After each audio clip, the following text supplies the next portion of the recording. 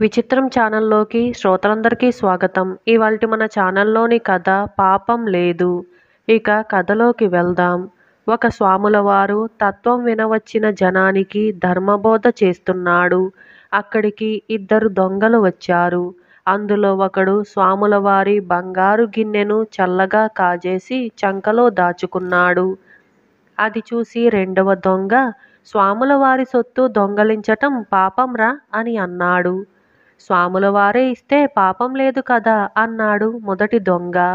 ధర్మబోధ ముగిసి అందరూ వెళ్ళిపోబోతూ ఉండగా ఆ దొంగ స్వాములవారి దగ్గరికి పోయి, స్వామి, నేనొక అపచారం చేశాను, ఒక బంగారు గిన్నెను దొంగలించాను అని అన్నాడు. దాన్ని తీసుకెళ్లి యజమానికిచ్చేసేయ్, నిన్ను పాపం అంటుకోదు అన్నాడు స్వాములవారు. మీకే ఇచ్చేస్తాను, పుచ్చుకోండి అన్నాడు దొంగ. నాకు వద్దు, అది ఎవరిదో వారికే ఇచ్చేసేయ్ అన్నాడు స్వాములవారు. వారు తీసుకోపోతేనో అన్నాడు దొంగ.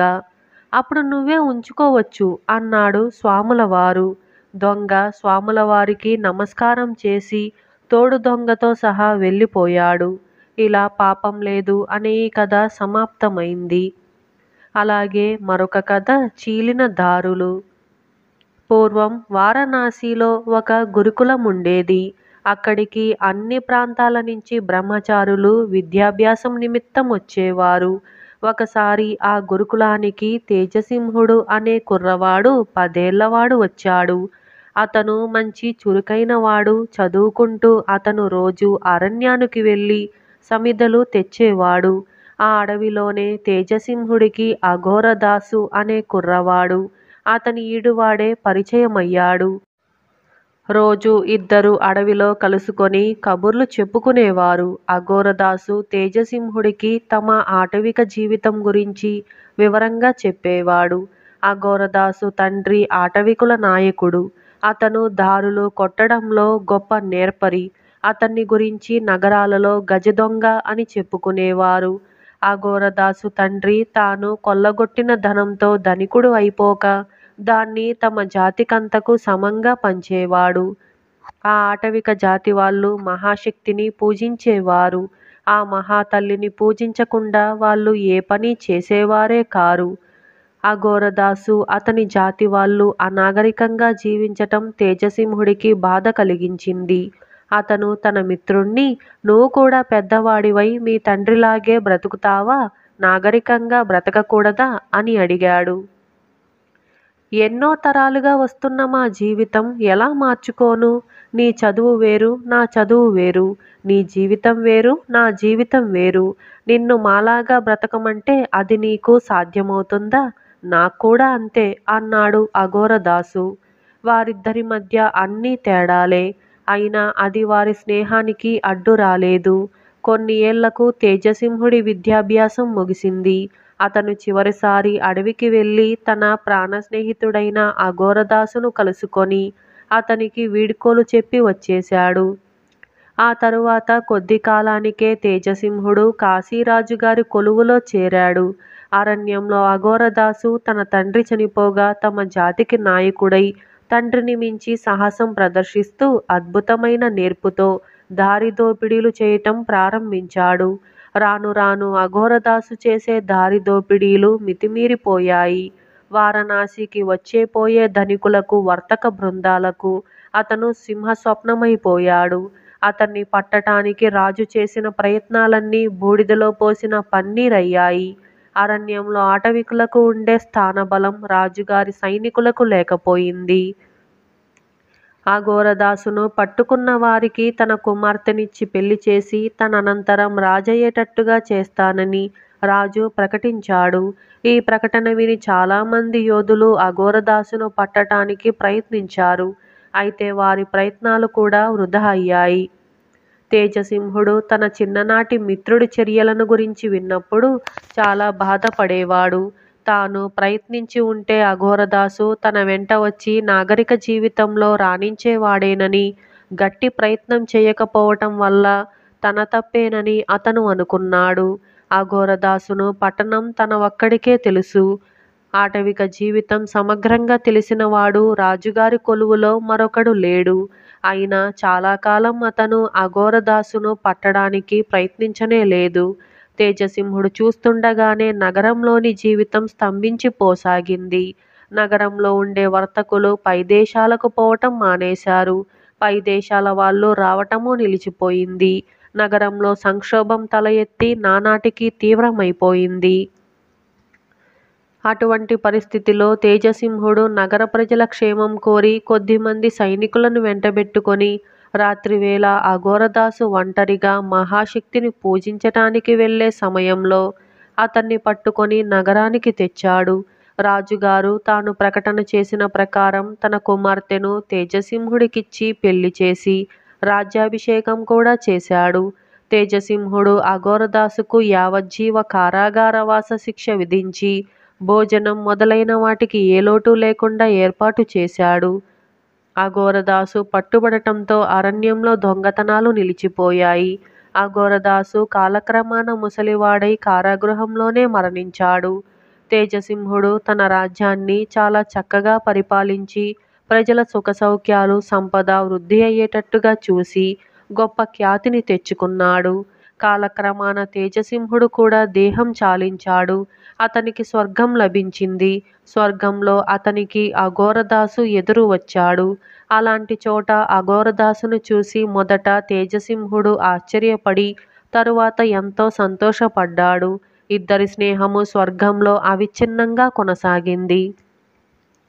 ఇలా బేతాళుడు ఈ కథ చెప్పి, రాజా, అఘోరదాసు దారిదోపిడీలు చేసిన పాపి, తేజసింహుడు మిత్రద్రోహం చేసిన పాపి, ఈ పాపులిద్దరికీ స్వర్గం ఎలా సంప్రాప్తమైంది? తేజసింహుడి విద్యాభ్యాసం పూర్తి అయ్యాక చీలిపోయిన ఇద్దరి దారులు స్వర్గంలో ఎలా కలుసుకున్నాయి? వాళ్ళ స్నేహం తిరిగి ఏ కారణం చేత కొనసాగింది? ఈ ప్రశ్నలకు సమాధానం తెలిసి కూడా చెప్పకపోయావో నీ తల పగిలిపోతుంది అని అన్నాడు. దానికి విక్రమార్కుడు, తేజసింహుడు అఘోరదాసు వేరువేరు ధర్మాలు గలవాళ్ళు. వాళ్ళ సమాజాలు, సంస్కృతులు, జీవిత విధానాలు ఒకటి కావు. ఎవరి ధర్మాన్ని వారు నెరవేర్చటం పాపం కాదు. ఆటవికుల నాయకుడుగా అఘోరదాసు దారిదోపిడీలు చేసి తన జాతిని వృద్ధిపరిచి పుణ్యం సంపాదించుకున్నాడు.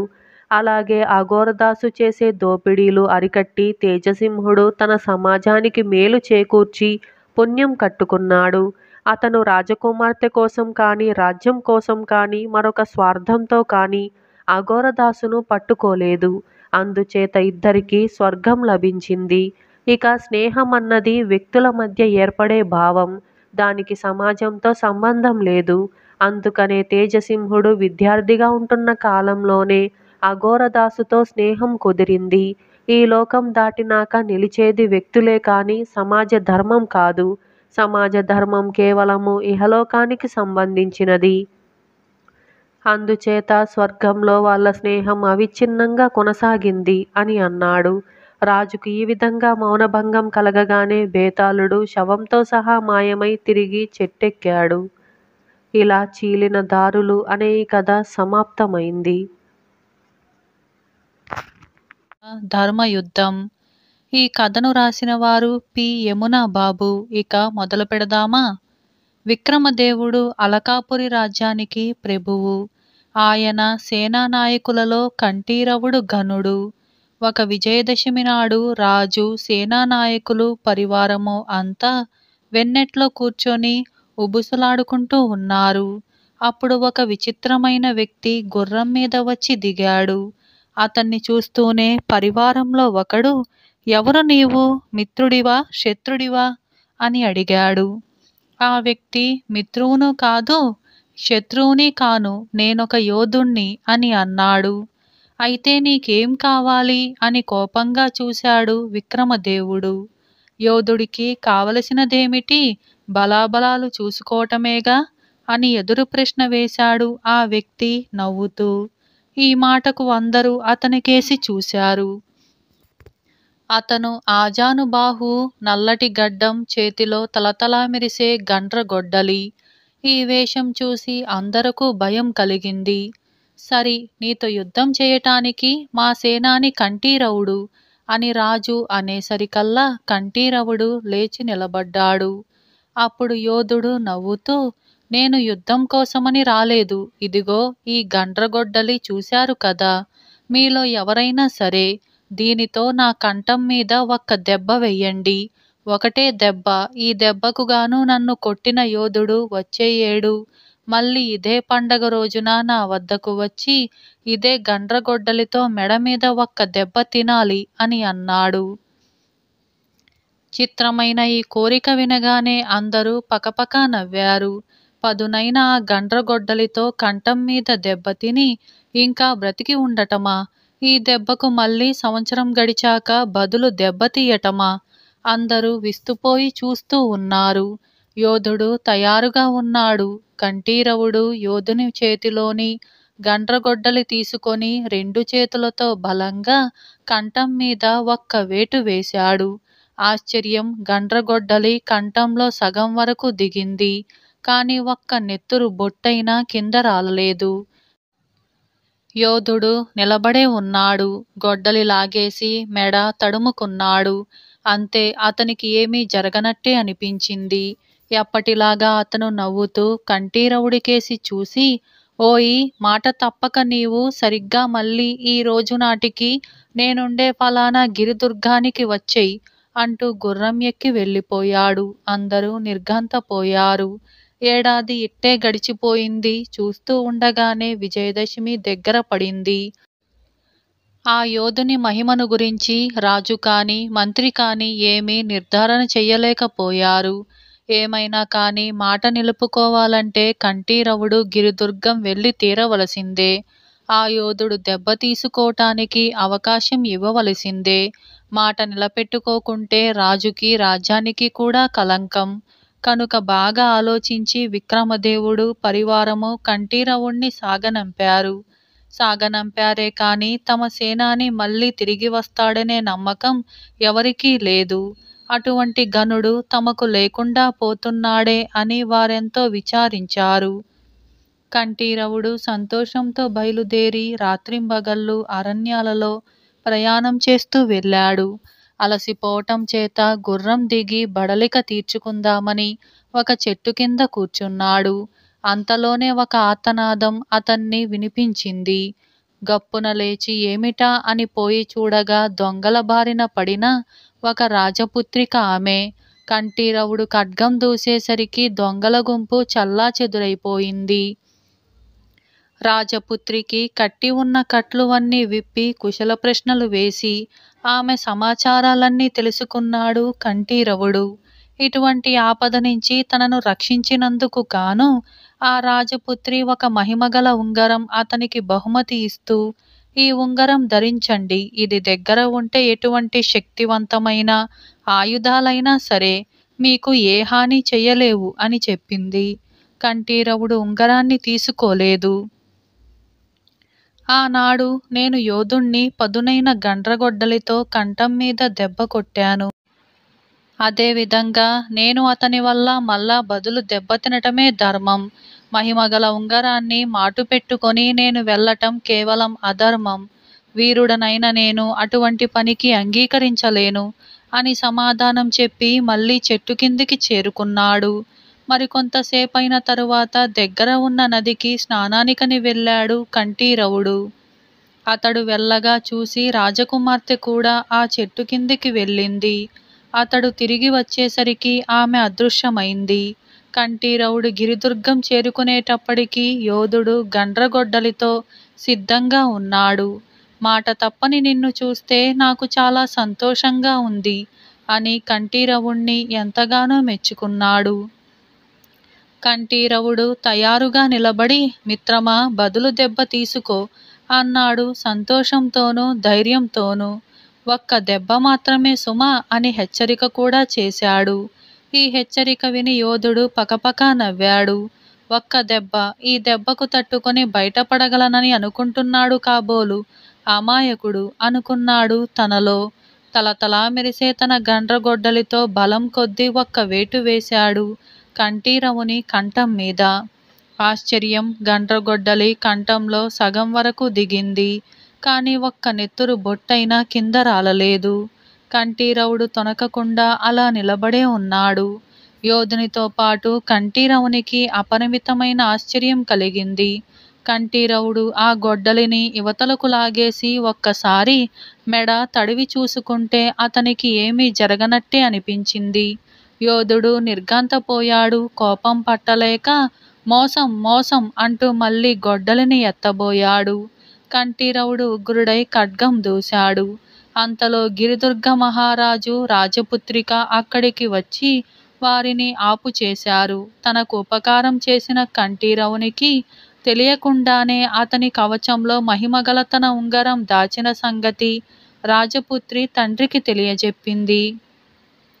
అలా నిజం తెలియగానే ఎవరి ధర్మం వారు నెరవేర్చుకున్నందుకు కంఠీరవుని రాజపుత్రిని మెచ్చుకున్నాడు యోధుడు. తరువాత కంఠీరవుని ధర్మబుద్ధికి ధైర్యానికి సంతోషించి రాజు అతనికి తన కూతురునిచ్చి వైభవంగా వివాహం చేశాడు. అందుకు యోధుడు కూడా దంపతులను దీవించాడు. ఇలా ధర్మయుద్ధం అనే ఈ కథ సమాప్తమైంది. అలాగే మరొక కథ నీతిగల లేడీ. ఈ కథను రాసిన వారు హెచ్ ఆదినారాయణ. ఇది జాతక కథ. ఇక కథలోకి వెళ్దాం. బ్రహ్మదత్తుడు కాశీనగరాన్ని పరిపాలించే కాలంలో ఒకప్పుడు బోధిసత్వుడు లేడీగా జన్మించాడు. ఆ లేడీ బంగారు లేడీ. దాని కన్నులు కెంపులలాగా మెరిసిపోతున్నాయి. గిట్టలు వెండివాటిల్లాగా తలతల్లాడుతున్నాయి. దాని నోరు లక్క పూసినట్టుగా ఎర్రగా ఉంది. ఆ బంగారు లేడీ ఒక మర్రి చెట్టు కింద నివసిస్తూ 500 లేళ్లు గల ఒక మందకు పెద్దగా ఉంటుంది. దానికి మర్రి చెట్టు లేడీ అని పేరు.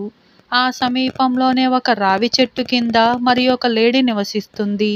అది బోధిసత్వునిలాగా అందమైన లేడే, బంగారపు ఛాయదే. దాని పెద్దరికం కింద కూడా ఒక 500 లేళ్లు గల మంద ఉంటుంది. దీనికి రావి చెట్టు లేడీ అని పేరు. ఆ కాలంలో కాశీరాజుకు వేట ఒక వ్యసనంగా ఉండేది. రోజు తన వెంట వేటకు రమ్మని ప్రజలనందరినీ నిర్బంధించేవాడు. ఈ ఒత్తిడి సహించలేక ముఖ్యులు 10 మంది ఒక చోట కూడి ఇలా యోచించారు. ఈ రాజుకు పట్టిన వేట పిచ్చి వల్ల మన పనులన్నీ నాశనమవుతున్నాయి. ఈ బాధ తప్పించుకునేందుకు రాజుగారి తోటలోనే తిండి నీళ్లు సదుపాయం చేసి లేళ్ల మందను తెచ్చి వదిలితేనో అని అనుకున్నారు. ఇందుకు అందరూ సమ్మతించారు. అనుకున్నట్టే తోటలో మంచి గరికె మొలిచింది. నీటి వసతి అమర్చి సిద్ధం చేశారు. జనమంతా కలిసి అడవులకు పోయి లేళ్లను పట్టసాగారు. వాళ్ళు పట్టిన వాటిలో లేళ్ల మందల పెద్దలైన మర్రి చెట్టు లేడీ, రావి చెట్టు లేడీ దొరికిపోయాయి. పట్టిన లేళ్లనన్నింటినీ వాళ్ళు సిద్ధం చేసి ఉంచిన తోటలోపలికి తరుముకుపోయారు. అన్నీ తోటలోపలికి పోగానే ద్వారం మూసేశారు. ఆ తరువాత వాళ్ళు రాజు వద్దకు పోయి, ప్రభు, మా పనులు పాడు కాకుండా మీ సౌకర్యం కోసం మేము ఏర్పాటు చేశాము. దయ ఉంచి ఎటుపైన ఆ తోటలో లేళ్లను మీ ఇష్టారాజ్యంగా వేటాడి ఆరగించవచ్చు అని విన్నవించారు. వాళ్ళ కోరిక ప్రకారం రాజు వెళ్ళి తోటలో చూసేసరికి బంగారు ఛాయగల లేళ్లు 2 కంటపడ్డాయి. వాటిని చూసి ముచ్చటపడి ఈ రెండింటినీ మాత్రం కొట్టకూడదు అని ఆజ్ఞాపించాడు. వేటకు రోజు రాజే వెళ్ళేవాడు. ఒక్కొక్కప్పుడు వంటవాడు వెళ్ళేవాడు. రాజు ఎక్కుపెట్టిన బాణం చూడటంతోటే లేళ్లు భయపడి చల్లాచెదురు కావటం, దెబ్బతిన్న లేళ్లు లెక్క లేకుండా చచ్చి పడిపోవటము మామూలయింది. అప్పుడు మర్రి చెట్టు లేడీ అయిన బోధిసత్వుడు రావి చెట్టు లేడీని పిలిపించి ఇలా అన్నది. మిత్రమా, వేటలో మన లేళ్లు లెక్కాపత్రం లేకుండా చచ్చిపోతున్నాయి. చచ్చేవి చస్తూ ఉండగా అనవసరంగా అనేకమైన లేళ్లు దెబ్బతింటున్నాయి. రోజు ఒక లేడీ అయినా చచ్చే తీరాలి కనుక వంతులు ఏర్పరుద్దాం. వంతు వచ్చిన లేడీ తిన్నగా వద్యశాలకు పోవటం, కత్తి కింద కొయ్య మీద మెడ చాచటం మామూలు చేద్దాం. ఇలా అయితే తక్కిన లేళ్లకు దెబ్బలు తప్పుతాయి. ఈ ఏర్పాటు రావి చెట్టు లేడీకి నచ్చింది. అది సమ్మతి తెలపగానే నాటి నుంచి ఒక్కొక్క మందలో నుంచి రోజు ఒక్కొక్క లేడీ వద్యశాలకు పోయి కత్తి కింద కొయ్యపైన మెడపెడుతూ వచ్చింది. అందువల్ల వందలలో ఉండే తక్కిన లేళ్లకు దినదిన గండం తప్పిపోయింది. ఇదిలా ఉండగా ఒక రోజున రావి చెట్టు లేడి మందలో ఉండే ఒక చూలు లేడికి వంతు వచ్చింది. వెంటనే అది తన యజమాని వద్దకు వెళ్ళి, నేను నిండు చూలాలిని, ఇక కొద్ది రోజులు పోతే నేను నా బిడ్డ కూడా రాజుగారి ఫలహారానికి ఉపయోగపడతాము. కనుక ఇప్పటికి మటుకు నన్ను వదిలిపెట్టండి అని అనేక విధాల ప్రాధేయపడింది.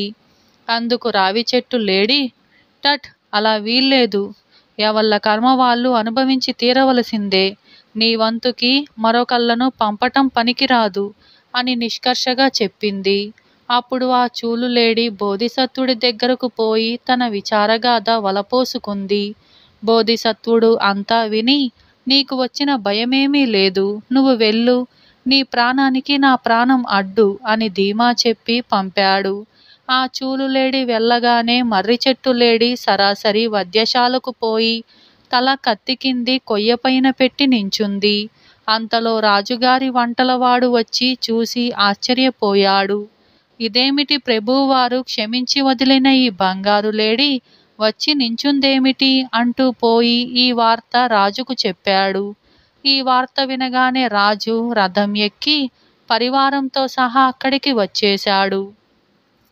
వచ్చి బోధిసత్వుడితో, ఓ లేళ్లరాజా, నిన్ను స్వేచ్ఛగా ఉండమని వదిలిపెట్టాము కదా, నీవు వచ్చి ఇలా మామూలు లేడిలాగా కత్తి కింద మెడపెట్టడమేమిటి అని అడిగాడు. ప్రభు, ఇందులో మరేమీ విపరీతం లేదు అంటూ ఆ రోజు వంతు వచ్చిన చూలులేడి కథ అంతా వినికిడి చేసింది. మర్రి చెట్టు లేడి మాటలు మెచ్చుకున్నాడు రాజు. ఓ లేళ్లరాజా, నీ వంటి ఉదారుణ్ణి, కరుణాలవుణ్ణి, ప్రేమమూర్తిని మానవ జాతిలో కూడా ఎక్కడా నేను చూడలేదు. నిన్ను చూస్తే నాకు చాలా సంతోషమవుతుంది. లే, నిన్ను ఆ చూలులేడిని కూడా వదిలేస్తున్నాము అని అన్నాడు. దేవరా, మా 2 ప్రాణాలు మటుకు మీరు రక్షిస్తే అంత మాత్రాన ప్రయోజనమేముంది?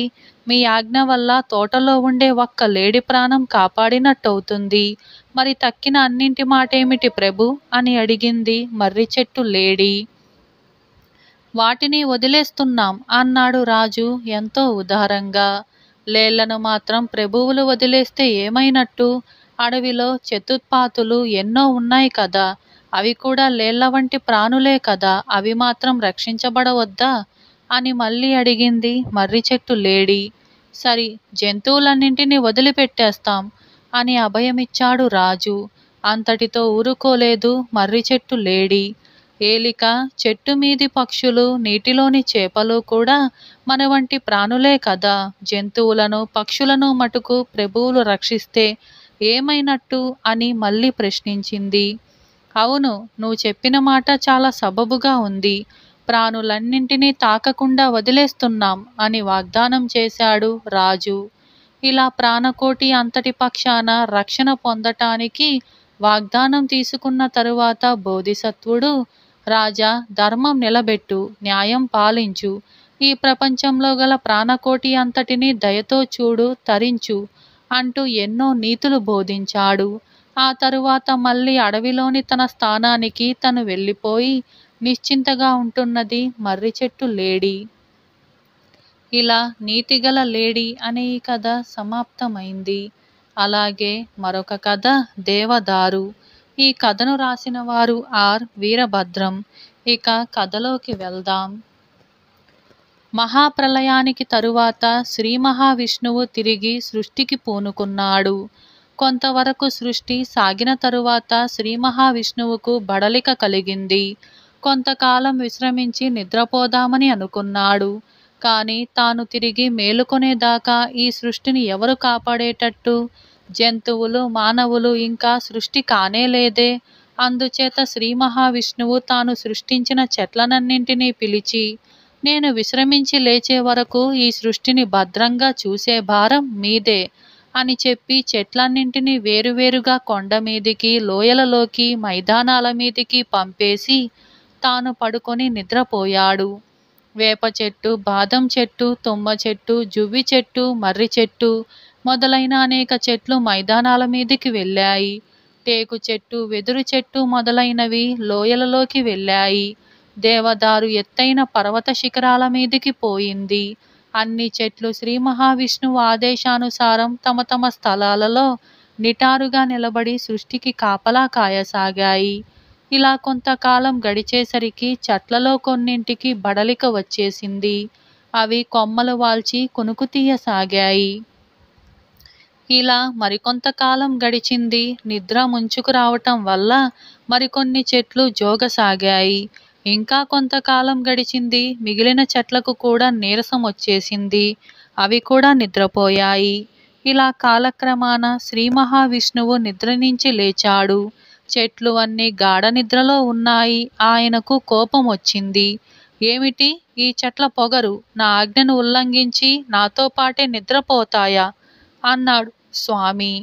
శ్రీ మహావిష్ణువు ఆశ్చర్యపడి తల ఎత్తి చూశాడు. కొండ శిఖరం మీద నిలబడి ఉన్న దేవదారువు పలికింది, స్వామి, నేను నిద్రపోలేదు. మీ సృష్టిని 1000 కళ్ళతో కనిపెడుతూ ఉన్నాను అని. ఆ దారువును చూసి శ్రీ మహావిష్ణువు చాలా ప్రీతి చెంది దానికి దేవదారువు అన్న పేరు ఇచ్చాడు. అన్ని ఋతువుల్లోనూ అది పచ్చపచ్చగా ఉండేటట్టుగా కూడా దానికి వరం అనుగ్రహించాడు. ఇలా దేవదారువు అనే ఈ కథ సమాప్తమైంది. కథ ఒకరిని మించి ఒకరు. ఈ కథను రాసిన వారు సి జయలక్ష్మి. ఇక కథలోకి వెళ్దాం. పూర్వం మన దేశంలో ఒక గొప్ప శిల్పి ఉండేవాడు. ఆ కాలంలో కర్కల్ అనే ప్రాంతాన్ని పరిపాలిస్తున్న రాజుకి విగ్రహాలు చెక్కటం అంటే అభిలాష. ఆయన ఆ శిల్పిని రప్పించి 25 అడుగుల ఎత్తుగల పరమేశ్వరుని విగ్రహం తయారు చేయమని అన్నాడు. అప్పుడు అందుక శిల్పి, ఓ అదెంత పని, చెక్కి ఇస్తాను అని చెప్పి 3 మాసాలయ్యేసరికి రాజు కోరిక గొప్ప విగ్రహం తయారు చేసి ఇచ్చాడు. విగ్రహాన్ని చూసి రాజు మురిసిపోయాడు. అంత ఎత్తైన విగ్రహం మన దేశంలో అంతవరకు లేనే లేదు. దేశ దేశాల నుంచి వచ్చిన వాళ్ళంతా ఆ విగ్రహాన్ని చూసి మెచ్చుకోవటం వల్ల ఆ రాజు ఖ్యాతి దశ దిశలా ఎట్టే వ్యాపించింది. శిల్పికి గొప్ప గొప్ప బహుమతులిచ్చి పంపేవాడు రాజు. శిల్పి బహుమానాలందుకొని తన ఊరు పోతూ ఉంటే రాజుకు ఒక భయం వేసింది. ఈ శిల్పినే మరొక మహారాజు ఎవడైనా పిలిపించి ఇంతకన్నా ఎక్కువ బహుమానమిచ్చి ఇంతకన్నా గొప్ప విగ్రహాన్ని తయారు చేయించుకుంటాడేమో.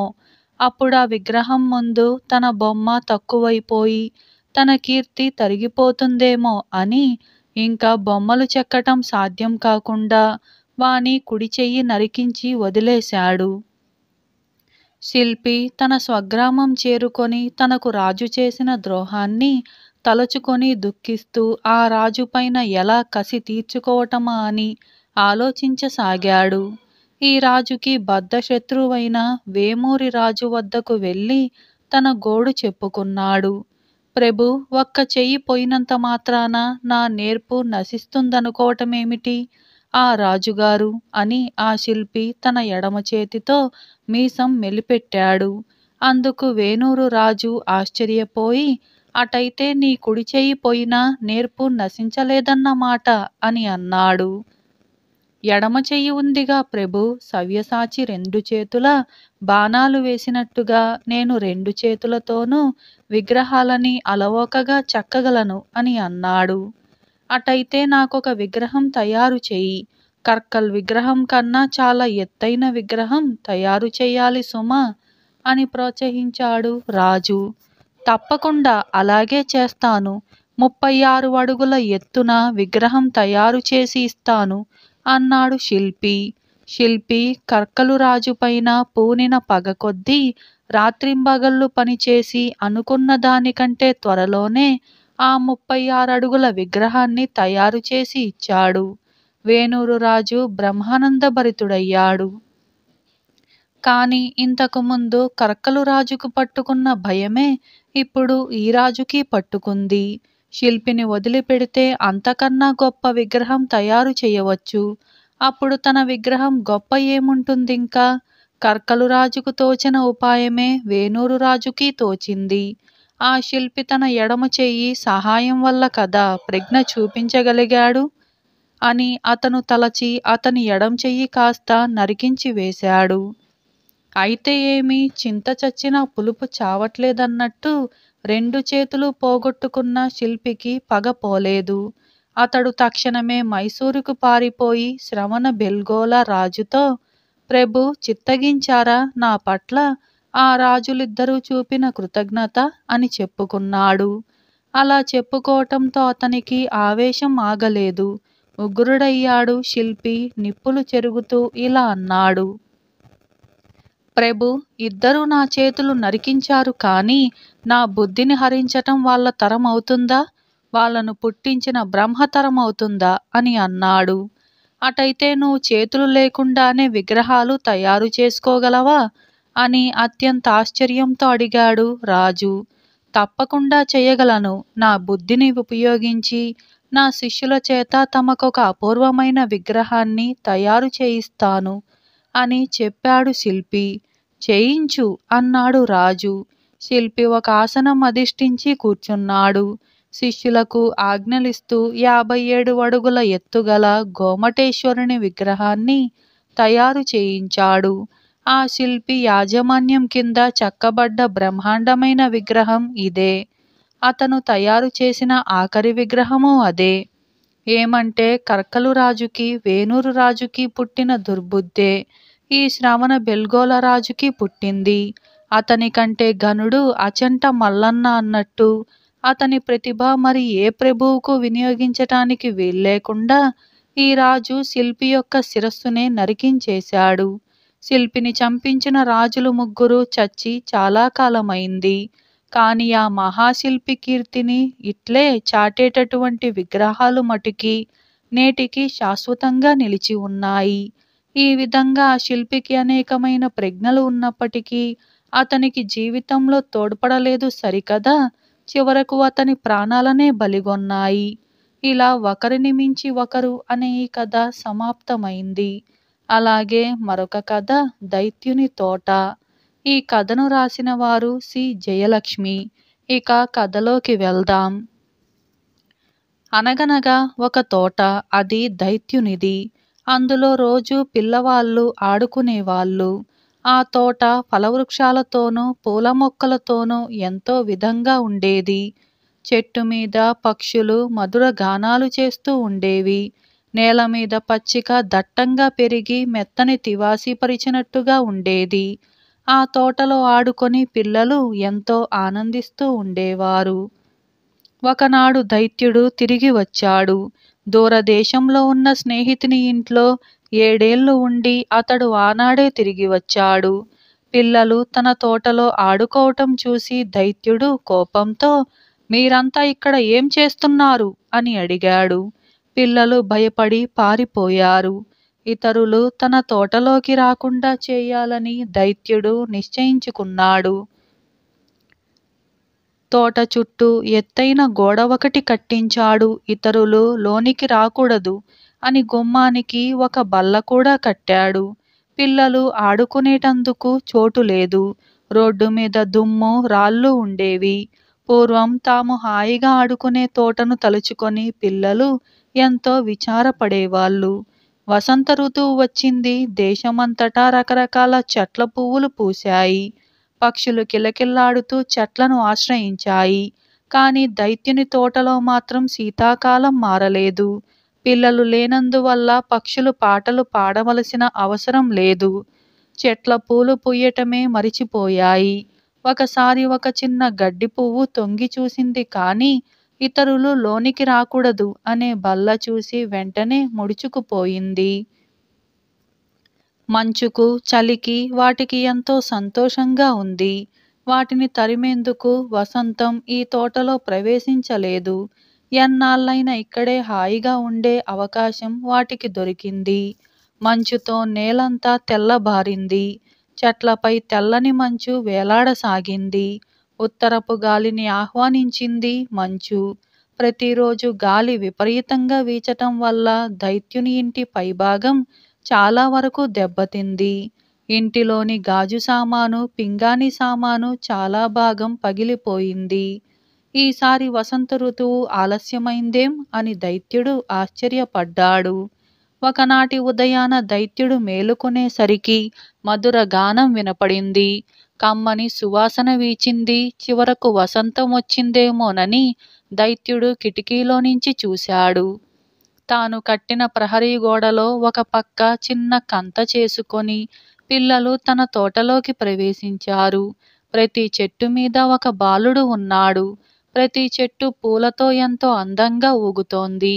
పచ్చని నేల మీద చిన్న చిన్న తెల్లని పూలు నవ్వుతూ ఉన్నాయి. పక్షులు మధురంగా పాడుతూ ఉన్నాయి. ఆ దృశ్యం నిజంగా కన్నుల పండువగా ఉంది. కానీ ఒక మూల మాత్రం ఒక చిన్న పిల్లవాడు విచారంగా నిలబడి ఉన్నాడు. మరీ చిన్నవాడు కావటం వల్ల చెట్టు ఎక్కలేకపోయాడు.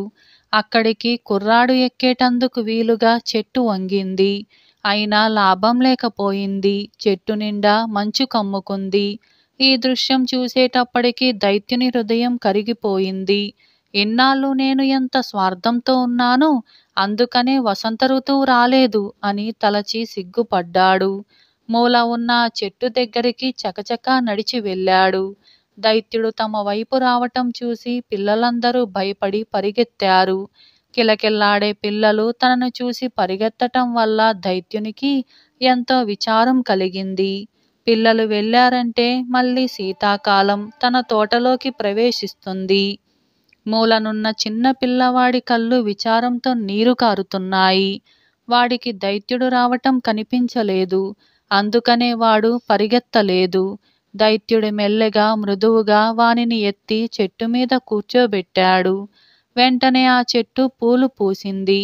పక్షులు చెట్టు మీద వాలి పాడసాగాయి. చిన్న కుర్రాడు సంతోషంతో దైత్యుని మెడ చుట్టూ చేతులు వేసి అతన్ని ఆప్యాయంతో ముద్దు పెట్టుకున్నాడు. మిగతా పిల్లలు ఈ దృశ్యం చూసి దైత్యుడు మంచివాడేనని గ్రహించి తోటలోకి వచ్చి ఆటలాడుకోసాగారు. ఈ తోట మీదే అన్నాడు దైత్యుడు. చుట్టూ ఉన్న ప్రహరీ గోడ పడగొట్టేశాడు. అప్పటినుంచి రోజు అందమైన ఆ పిల్లలతో ఆటలు ఆడుకోసాగాడు. సాయంత్రం ఇంటికి వెళ్ళేటప్పుడు పిల్లలు దైత్యుడి దగ్గరకు వెళ్ళేవాళ్ళు. ఒకరోజు, ఆ రోజున నేను చెట్టు మీద కూర్చోబెట్టిన చిన్నపిల్లాడు ఎక్కడా అని దైత్యుడు వాళ్ళను అడిగాడు. మాకు తెలియదు, అంతకుముందు వాణ్ణి మేమెక్కడా చూడలేదు అని చెప్పి వాళ్ళు చెప్పారు. పిల్లలంటే దైత్యునికి ఎంత సంతోషమైనా ఆనాటి చిన్న కుర్రాడు కనిపించనందుకు ఎంతో విచారంగా ఉండేది. ఇలా సంవత్సరాలు గడిచాయి. దైత్యునికి ముసలితనం వచ్చింది. పూర్వం మళ్ళే పిల్లలతో ఆడుకునే ఓపిక లేదు. అందుకనే వాళ్ళ ఆటలు చూస్తూ కూర్చునేవాడు. తోట నిండా ఎన్నో రకాల అందమైన పువ్వులున్నాయి. ఈ పిల్లలే అందమైన పూలు అని అనుకునేవాడు.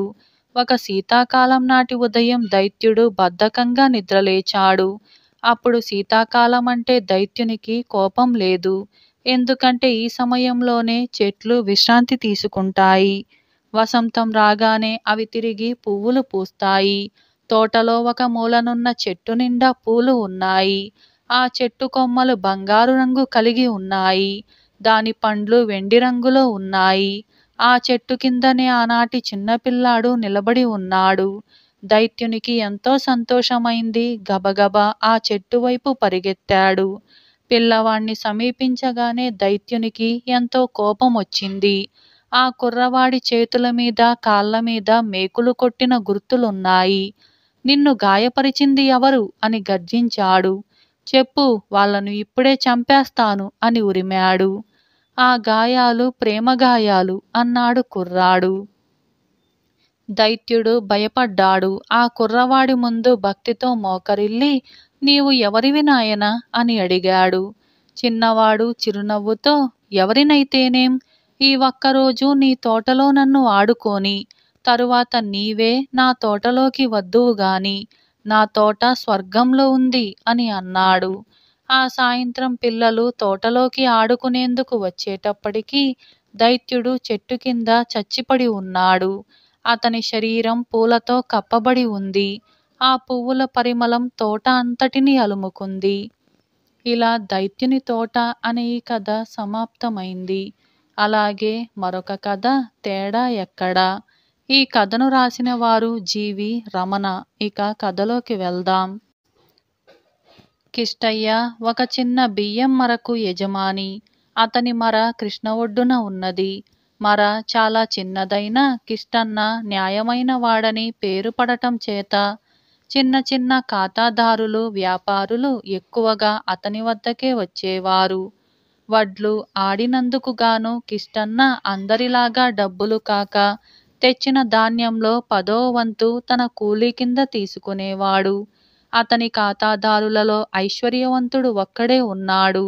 15 రోజులకొకసారి ధాన్యం బస్తాలు పంపుతూ ఉంటాడు. ఒక రోజున ఆ శ్రీమంతుని వద్ద నుంచి కొన్ని బస్తాల ధాన్యం కిష్టన్న మిల్లుకు వచ్చాయి. బస్తాలు తెచ్చిన నౌకరులు వాటిని అక్కడ పడవేసి వెంటనే వెళ్ళిపోయారు. వరుసగా పేర్చి ఉన్న ఆ బస్తాలు చూడగానే కిష్టన్నకు ఒక ఆలోచన కలిగింది. ఇప్పుడు 10 బస్తాలు వచ్చాయి. ఇందులో నాకు కూలీ కింద ఒక బస్తా వస్తుంది. సరే, ఈ బస్తా కాక పైగా మరికొంచెం ధాన్యం నేను తీసుకుంటేనేం, తోడి మిల్లు వాళ్ళందరూ చేసే పని ఇదే కదా అనుకొని బస్తా ధాన్యానికి పైగా మరికొంచెం తీసి వేరే ఒక చోట దాచుకున్నాడు. దాచుకున్నాడే కాని అప్పటినుంచి అతనికి మనస్సు సరిగ్గా లేదు. అక్కడనే పక్కన ఒక పేదరాలు పెట్టిపోయిన ధాన్యపు బస్తా ఉంది. అది చూసి కిష్టన్న ఇలా అనుకున్నాడు. పోనీ అందులో ఎక్కువ ధాన్యం తీస్తే తీశాను, పర్వాలేదు. ఈ పేదరాలి బస్తాలో నా 10వ వంతు కంటే తక్కువగా తీసుకుంటాను. ఆ పాపానికి ఈ పుణ్యానికి సరిపోతుంది. ఈ విధంగా సరిపెట్టుకున్నాడు కిష్టన్న. మళ్ళా 15 రోజులయ్యేసరికల్లా శ్రీమంతుడి ధాన్యపు బస్తాలు వచ్చాయి. మునుపటిలాగానే ఇప్పుడు కూడా కిష్టన్న 10వ వంతు కంటే ఎక్కువే తీసుకొని దాచుకున్నాడు. కొంతకాలం పాటు అలాగే జరుగుతూ వచ్చింది. శ్రీమంతుని ధాన్యంలో నుంచి తీసి దాచుకున్న ధాన్యం పోగు ఎక్కువవుతున్న కొద్దీ కిష్టన్నకు మనశ్శాంతి తగ్గుతూ వచ్చింది. ఆ శ్రీమంతుడి ఎదుటికి పోయి తప్పు ఒప్పుకొని క్షమాపణ కోరుకుందామా అని కూడా అప్పుడప్పుడు అనిపించేది. ఇలా ఉండగా కిష్టన్నకు మెరుపులాగా ఒక ఆలోచన తట్టింది. ఇంతవరకు శ్రీమంతుడు నా మీద అనుమానపడలేదు. అలా అనుకోవటానికి కారణం ఆయన నెలకు 2 సార్లు ధాన్యం పంపిస్తూ ఉండటమే. కనుక చేసిన పొరపాటు దిద్దుకోవటానికని ఒక పని చేస్తాను. నాకు కావలసిన 10వ వంతు కూలీ కంటే ఒక్కొక్క తడవ తక్కువగా తీసుకుంటూ ఉంటాను. అలా అయితే పట్టుబడటానికి అవకాశం ఉండదు అని అనుకున్నాడు. అలా అనుకొని ప్రతి తడవ తన కూలీ తక్కువగా తీసుకోవటం ప్రారంభించాడు. ఈ విధంగా శ్రీమంతుని ఎదుటికి వెళ్ళి ఏమీ చెప్పుకోవలసిన అవసరం లేకుండా కొద్ది కాలంలోనే తను దొంగలించిన సొమ్ము తీర్చివేయవచ్చునని తలిచాడు. శ్రీమంతుని భార్య ఎప్పటికప్పుడు ధాన్యం కొలిపించే పంపించేది. మిల్లు నుంచి వచ్చిన ధాన్యం కూడా ఆమె కొలుస్తూ ఉండేది. ఎక్కువ తక్కువలు రావటం కనిపెట్టి ఒక రోజున భర్తతో చెప్పిందామె. కాని ఆయన నమ్మలేదు. ఏమి, కిష్టన్న తండ్రి కాలం నుంచి ఆ మిల్లు అంటే ఎంతో నమ్మకం అతనికి. అందుచేత ఎంతమాత్రమూ అనుమానపడలేదు. అయినా మళ్ళీ మళ్ళీ చెబుతూనే ఉందామె. ఒక రోజున బియ్యం తక్కువకు బదులు ఎక్కువ వచ్చిందని ఆమె చెప్పేసరికి ఆయన నవ్వుతూ, నేను చెప్పాను కదా వాడెంతో మంచివాడని, నమ్మకమైన వాడని అని అన్నాడు. ఈలోగా అక్కడ కిష్టన్న తన యుక్తి తెలుసుకోలేకపోయారు కదా అనే సంతృప్తితో ఒక రోజున తన వంతు కూలీ తీసుకోవటం అసలే మానేశాడు. ఆ రోజున శ్రీమంతుని భార్య బియ్యం ఎక్కువగా వచ్చాయని చెప్పింది భర్తతో. మర్నాడు ఉదయాన్నే శ్రీమంతుడు బండి మీద బయలుదేరి కిష్టన్న మిల్లుకు వెళ్ళాడు. ఆయన్ను చూసి కిష్టన్న నిశ్చేతుడయ్యాడు. కిష్టన్న, మేం పంపే ధాన్యం ముందుగా కొలిచి చూసుకుంటున్నావా అని అడిగాడు శ్రీమంతుడు. చూస్తున్నానండి అన్నాడు కిష్టన్న మెల్లిగా. మాకు బియ్యం ఎక్కువగా పంపిస్తున్నావేమిటి? ఇలా అయితే నీకు పాపం నష్టం రాదటయ్యా అన్నాడు మళ్ళీ. కిష్టన్న ముఖం వెలవెలబోయింది. మీ నాయన కాలంలో ఎన్నడూ తేడా రాలేదు కిష్టన్న అన్నాడు శ్రీమంతుడు. కిష్టన్న ఆయన పాదాల మీద పడ్డాడు. బొటబొట కన్నీళ్లు రాలాయి. తన తంత్రమంతా విప్పి చెప్పి క్షమాపణ కోరుకున్నాడు. ఇది వెల్లడించవద్దని బ్రతిమాలాడు. శ్రీమంతుని హృదయం కరిగిపోయింది. కిష్టన్నకు అభయమిచ్చాడు. ఇంటికి వెళ్లి భార్యతో, కిష్టన్న తునికిరాళ్ళు సవరించి వచ్చా, ఇటుపైన బియ్యం సరిగ్గానే వస్తాయిలే అని అన్నాడు. నాటినుంచి మరెన్నడూ ఆమె భర్తతో నేరం చెప్పలేదు. ఇలా తేడా ఎక్కడా అనే ఈ కథ సమాప్తమైంది. ఇటువంటి మరిన్ని కథల కోసం ఇప్పుడే మన ఛానల్ని సబ్స్క్రైబ్ చేయండి. మీకు ఈ కథ నచ్చిందా? అయితే ఇప్పుడే లైక్ చేయండి. ఇటువంటి మరిన్ని కథల కోసం like, share, subscribe and comment. Thank you for watching.